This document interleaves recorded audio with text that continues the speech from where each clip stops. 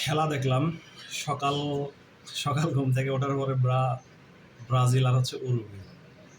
দেখি কোনো খেলা হইল, ব্রাজিলের মতো একটা দল যারা পুরা 90 মিনিট খেলার পরে একটা জোরালো আক্রমণ করতে পারে নাই, একটা আক্রমণ নাই যেটা গোলের সম্ভাবনা তৈরি হয়েছে।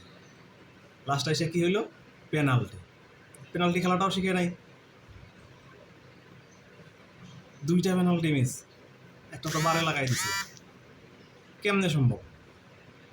এই দল নিয়ে ব্রাজিলের সাপোর্টাররা আবার হচ্ছে চাপার জোরে টিকা কঠিন।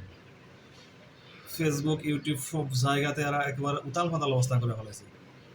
এই দল নিয়ে গর্ব করে? লজ্জা, খেলা দেখে লজ্জা পাইল।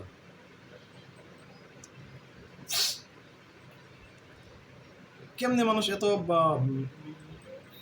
কিভাবে এই এত বাজে খেলে? ব্রাজিলের মতো একটা দল, বড় দল, নাম ডাক সেই বাপদাদার আমল থেকে শুনে আসতেছে, কিন্তু কি খেললো?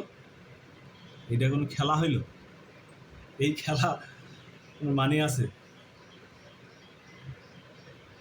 পুরা 90 মিনিট খেলার পরে কোনো একটা দল হচ্ছে আক্রমণ নাই। ইভেন উরুগুয়ের একটা লাল কার্ড খেয়ে উঠেও গেছে, তারপরে থেকে তারা শুধু ডিফেন্সিভ খেলা খেলে ম্যাচটাকে ধরে রাখছিল এবং তারা জিতছে। থ্যাঙ্কস ফর উরুগুয়ে টিম, ভালো খেলার জন্য। খুবই ভালো খেলছে তারা। ব্রাজিলের মতো টিমের সাথে এত ডিফেন্সিভ খেলার পরে তারা পেনাল্টিতে এসে ম্যাচ জিতছে, আসলে খুব ভালো খেলছে। দুঃখ হচ্ছে ব্রাজিল টিমের জন্য। আসলে বড় মঞ্চে ব্রাজিল, আর্জেন্টিনার মতো টিমগুলা দলে টিকে থাকা উচিত অন্ততপক্ষে ফাইনাল পর্যন্ত, অন্ততপক্ষে সেমিফাইনাল পর্যন্ত। তাহলে ম্যাচগুলা অন্ততপক্ষে দেখার মতো হয়, একটু উত্তেজনা থাকে ম্যাচের মধ্যে।